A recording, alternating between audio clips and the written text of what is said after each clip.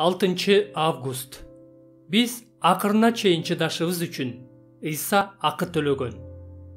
Кечки тамактан кийин чөйчөктү да алып мындай деди: Бул чөйчөк силер үчүн төгүлө турган менин каным менен бекитиле турган жаңы келишим.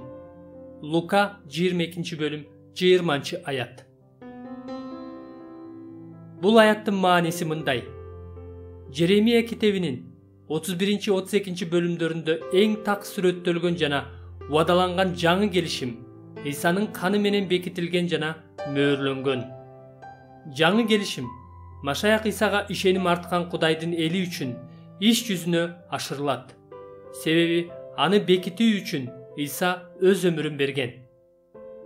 Машаякка таандык болгондор үчүн жаңы келишим кандай кепилдик берет? Ишеним менен аягына чейин чыдай турганыбызга кепилдик берет. Жеремия 32 бөлүм 40 аяттагы сөздөргө кулак төшөңүз. Мен алар менен түбөлүк келишим түзөм. Ал түбөлүк келишим боюнча мен алардан баш тартпайм. Аларга ырайым кылам. Алар менден четтебеши үчүн алардын жүрөгүнө менден коркуу сезимин салам. Түбөлүктүү болгон жаңы келишим өзүнө алар менден четтебеши үчүн алардын жүрөгүнө менден коркуу сезимин салам деген бузулгус бир убаданы камтыйт. Алар четтей албайт, четтебейт. Себеби Машаяк бул келишимди өзүнүн каны менен бекиткен. Эгерде сиз ишеним аркылуу Ыйса Машаякка таандык болсоңуз, анда ал сиз аягына чейин чыдамдуу болушуңуз үчүн сиз үчүн акы төлөгөн. Эгерде сиз бүгүн ишенимде чыдамкайлык менен жашоону улантып жатсаңыз, бул Ыйсанын каны аркылуу мүмкүн болуп жатат.